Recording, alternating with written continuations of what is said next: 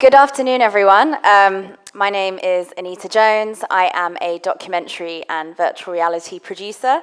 My background is I've been working for the last 11 years, mainly in documentary film, but for the last 2.5 years, I've been producing virtual reality experiences.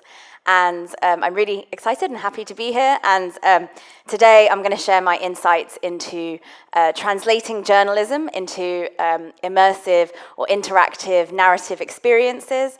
I'm going to bring up an example of a piece that I worked on whilst at The Guardian and talk about how we translated journalism into an immersive experience there. And then I'm going to go on to bring in a couple of other examples of work that I didn't work on, but I think are also fantastic and have done this brilliantly.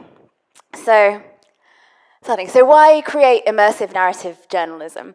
I think that it's very important for media organizations such as The Guardian, The New York Times, Huffington Post, Euronews, and all these other outlets to explore this world of interactive media.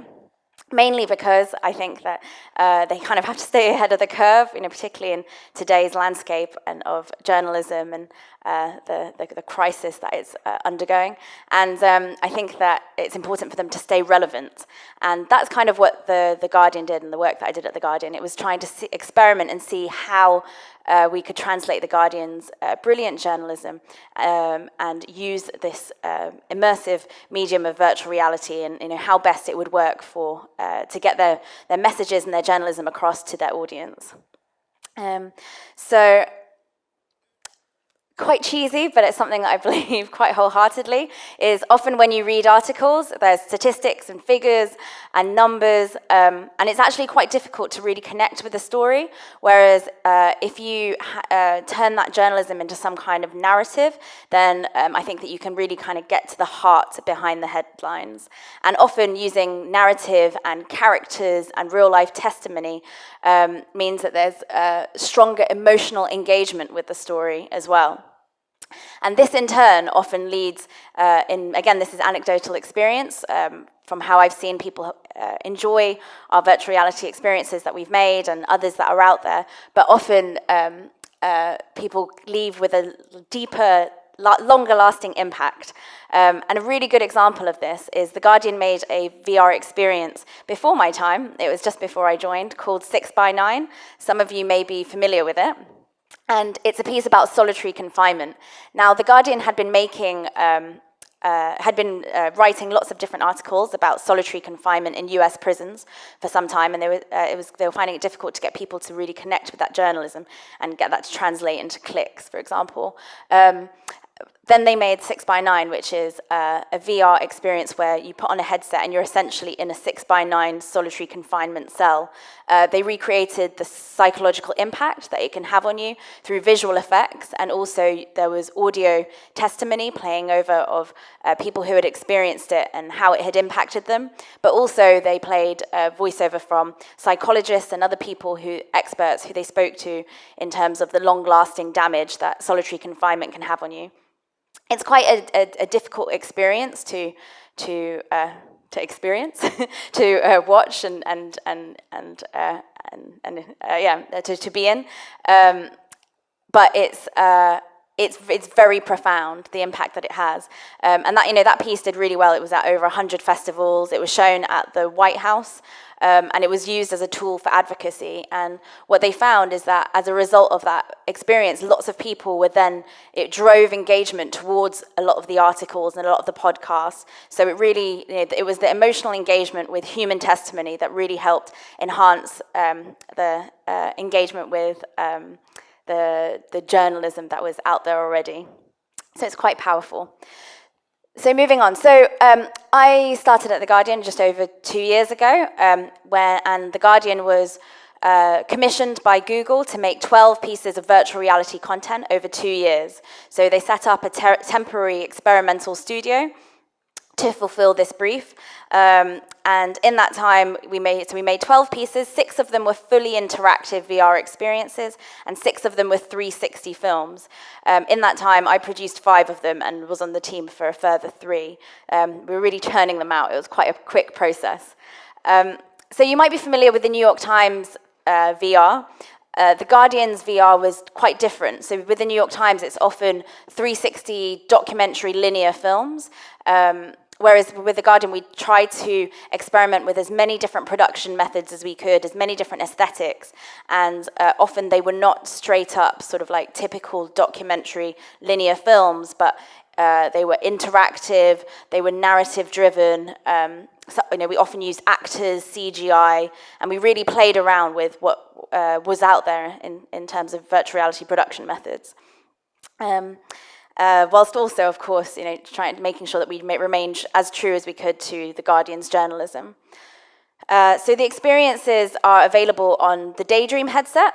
So for those of you who aren't familiar, the Daydream is a fully interactive headset. It's also available on mobile devices.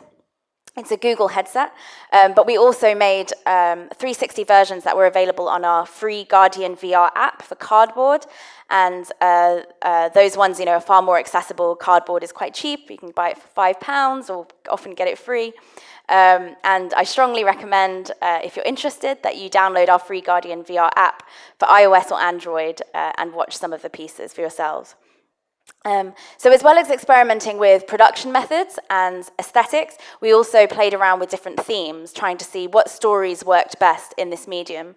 So we made VR experiences ranging on topics from forensic science to life as a newborn baby to autism to asylum seekers. We really played with the full range of themes that were out there. And as I've mentioned, but just to kind of reiterate, these pieces were very rarely sort of like linear documentary pieces, but rather narrative-driven, often interactive, immersive VR experiences. So moving on. So First Impressions was actually the first VR experience that I produced whilst at The Guardian, but it's also one of my favorites, so I thought it'd be quite a good one to talk about. So what we decided was we wanted to give people the experience of what it was like to be a newborn baby. So you put on the headset and you're an infant. And the way that we did this is we did lots of research into in life as a newborn baby, and we decided to tell two narrative strands. One was the visual development of a child. So when a baby's first born, they can only see between 6 to 8 centimeters in front of their face, and everything is in black and white, and it's only in time that they can start to see in color and in depth and in focus. We recreated this through the VR experience. So we filmed it in 360, and we used actors as well as some audio documentary with voiceover. I know some of the voiceover included interviews with real-life experts, and we recreated the experience that a baby would have. So at first, when you're in the experience, you only see in black and white, then you start to see in color, and then in depth and in focus. But we also wanted to explore the idea of what happens if a baby is neglected when they're a child versus if they are interacted with and receive a lot of eye contact. And we worked with a professor of a neuroscientist, child neuroscientist, based in Harvard University for the research behind this. And the way that we recreated this is, so in our interactive version, because we made an interactive version and a 360 version, you as the baby are on the floor, and you see your mother on the other side of the room, and at one point, the room gets dark, it gets quite scary, that you hear a fight outside, you see police sirens, and it actually does get a little bit frightening inside the experience, and you can press the controller and call out to your mum, like make a baby noise, like wah, and your mum will walk over to you and make eye contact and essentially make you feel reassured, and it's really quite powerful. I'm going to play you a trailer.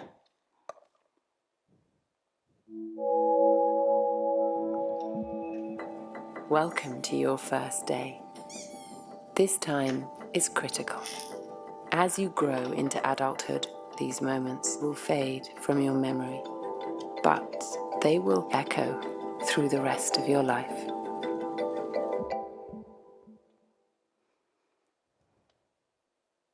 So, with all these experiences, obviously a 2D version is never as good as the real thing, so I do strongly encourage you to try and watch the version in headset. So why virtual reality? Like, why tell this in VR rather than just as an article? I'm showing this image because this was taken at Sheffield Dockfest. It was completely candid. I was actually standing in the queue for another VR experience and then looked over and saw this brilliant photo op, and I went over after and I spoke to the women, and they were both incredibly emotional, and that's kind of the reaction that we've generally seen with first impressions. People take off the headset and they feel quite emotional. They're really quite moved by the experience, and I think that this is one of the reasons why VR is a great mode of, a great medium for translating the journalism. So, you're actually able to live the journalism. You're not just reading about the visual development or neglect and its long-term impacts. You're able to actually experience it for yourself.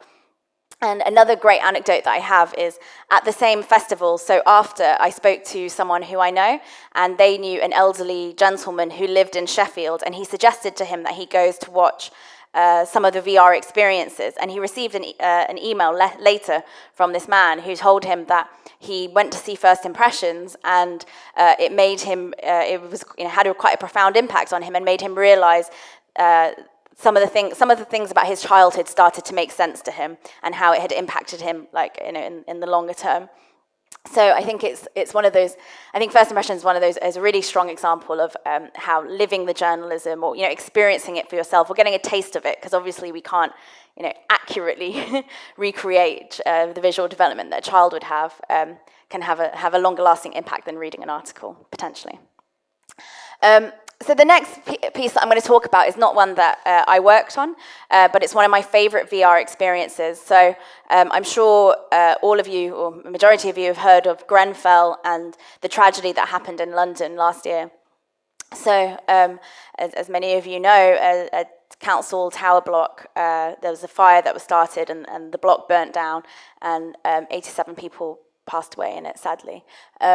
It's a real blight on London, and if you've ever been to West London, you'll see the charred remains of the tower, casting quite a dark shadow over that side of London. And there's lots of, inevitably, there's been lots and lots of things written about it, lots of journalism, and people are engaging with it as much as possible, but it's a very difficult topic to engage with, and it's a very emotional topic. And what I love about this particular VR experience, I'm going to show you a trailer in a sec, is that they took a story that was quite a difficult story and were able to represent it in a whole other way. So what they did was if you think about the Grenfell and the building itself, it's really difficult to not see it from a negative perspective, and they reimagined the building for general audiences by asking people who lived there, so survivors, to tell audiences what their home was like and to describe it. And it becomes almost a love story to the Grenfell that was, and the community and the families that lived there. Here's it's a promotional still, actually. It's not really a direct screen grab. And so here's an example of a couple who live there, and they tell the experience of they describe what their apartment was like. So even though the flats were quite pokey, and they talk about how it actually had fantastic views across London and made them feel quite free, because all around them when they looked out the window was just vast expanses.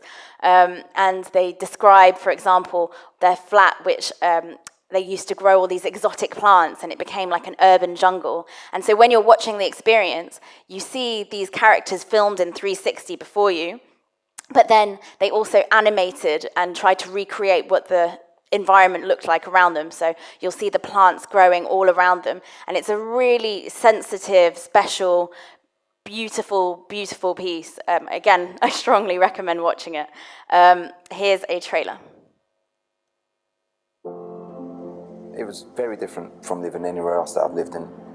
Grenfell wasn't what towers are usually perceived to be. People probably think everybody's benefits scrounge, are not working. No, it wasn't true.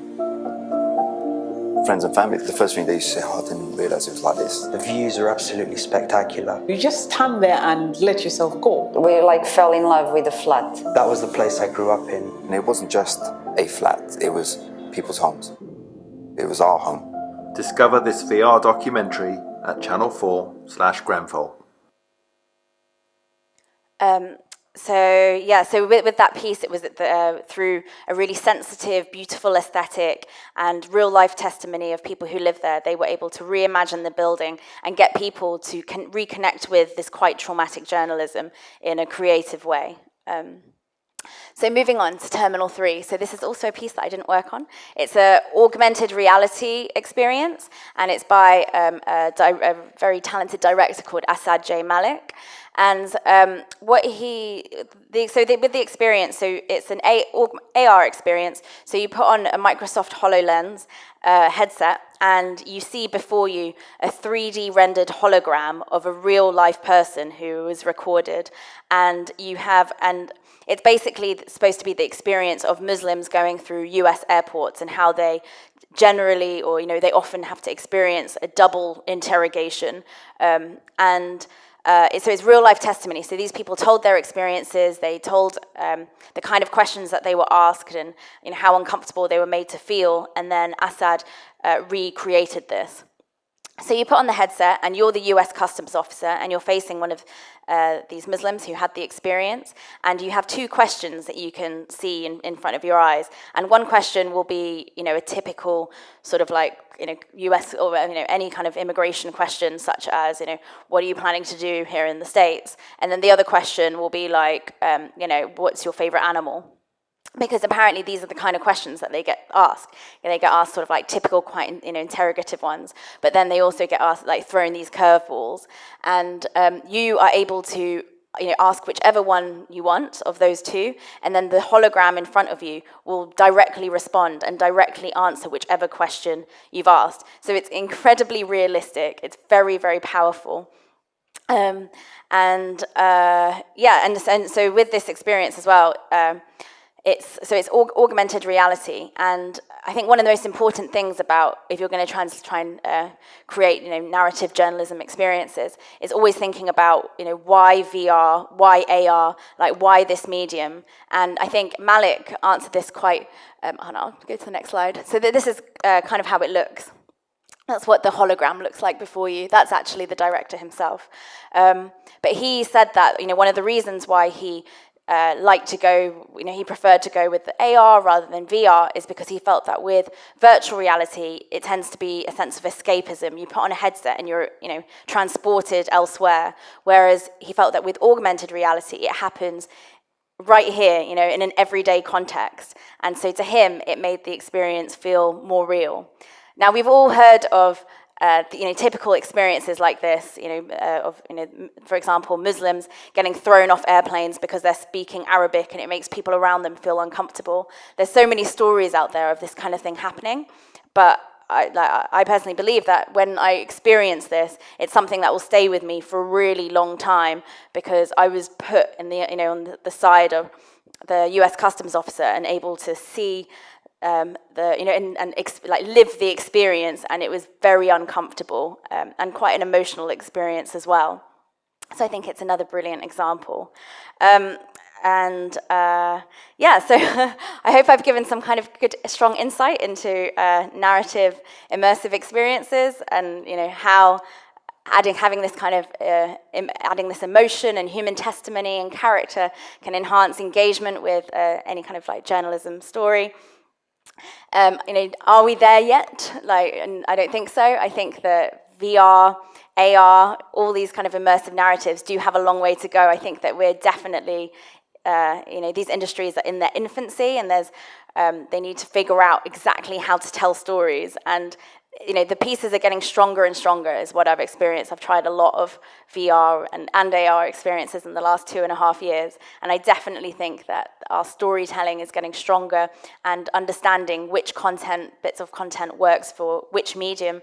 We're definitely learning as we go, and I think it's getting there. And and I think it's just all very experimental and we'll make it in the end.